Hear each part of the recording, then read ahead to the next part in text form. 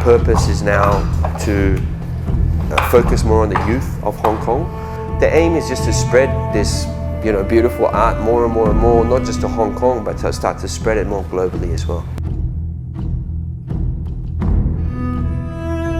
So my name is Nima King, and I'm a Wing Chun teacher in Hong Kong, and I've been living here for 17 years. 上世纪中期到70年代的黄飞鸿，80年代的少林寺，再到90年代的精武英雄，香港的武打电影举世闻名。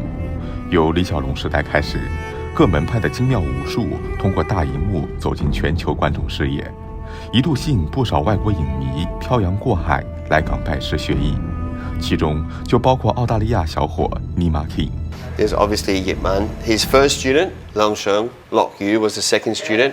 My teacher was the third student in Hong Kong. Nima 口中的师傅就是徐尚田，徐师傅是一代宗师叶问早期的入室弟子之一，在业界有小念头王的美誉。2003年，徐师傅远赴澳大利亚悉尼宣扬咏春文化，而正是这场宣讲会让尼玛自此与香港结下了不解之缘。So when he came in the seminar, he asked for a volunteer. I put up my hand and he called me out. I went on the stage in front of everyone, because he was much older and he's skinny, and I wasn't expecting he can produce that much power.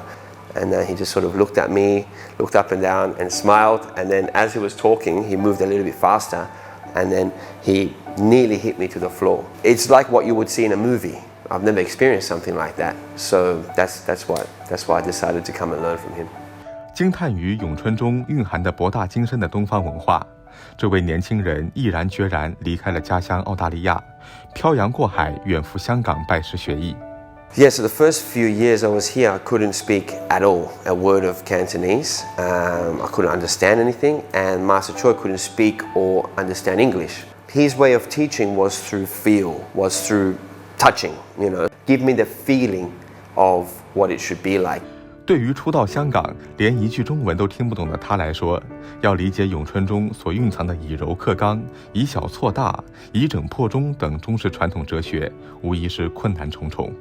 It's a turn about use the softness to showing the hardness. Yeah, exactly right. Yeah, the more you can relax, the more you can not use this kind of muscular force. If you use this kind of muscular force, if you try to use that force, of course I will win.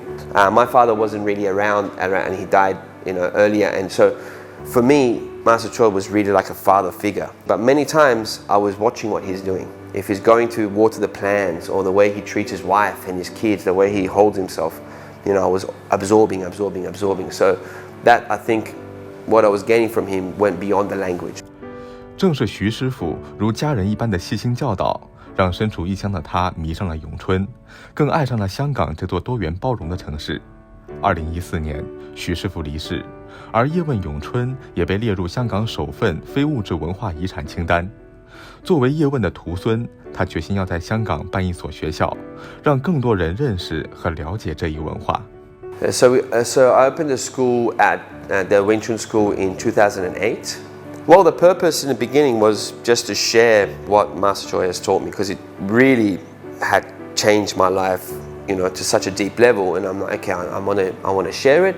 The purpose is now to focus more on the youth of Hong Kong. Some children can't focus for studying things. After our classes, they can. This is just for the kids. Of course, the adults have their benefit, because a lot of them are the finance people, they're lawyers, bankers and things in this area. So when they come here, they get to relax, they get to decompress, and that's their reset button. So the aim is just to spread this beautiful art more and more and more, not just to Hong Kong, but to start to spread it more globally as well. 说来容易，做来难，创业之初的艰辛让他至今难忘。I came to Hong Kong with nothing, zero. So when we opened the school, I decided to stop working all the other jobs and spend all my attention on this. But we had zero money. We didn't have enough money to even pay for the deposit to rent a full-time place, right? So, and that's why we were teaching in places like beaches, just anywhere on the street that had cover, even if it was raining. So we started like that.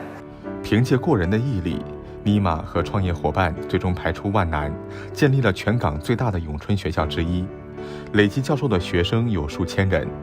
疫情下，他还尝试组织网络学校，让学生即使身处世界各地，也能在云上学习咏春。如今，他在授课之余，还与香港旅发局等机构合作，向全球游客推广香港的旅游文化。So when I first arrived, it was all water. Then around 10 years ago, they started to do the reclamation and turn it into ground, roads, you know, and they've all in that area, they've beautiful park. They've made the parks there, government buildings, so it's changing a lot. It's changing really fast, but it's changing for the better, so it's nice. That whole area with the museums, that area is really nice. That's actually one of my favorite areas with the family. We go there because they got big grass areas. So we take a tent and then we play with the balls and stuff. But that's one of my favorite areas in Hong Kong actually. That wasn't there before. 在港生活17年，在这位澳大利亚小伙的眼中，这座城市早已成为自己扎根生活的家乡。他希望通过自己的努力，让来自世界不同角落的人爱上香港，爱上咏春。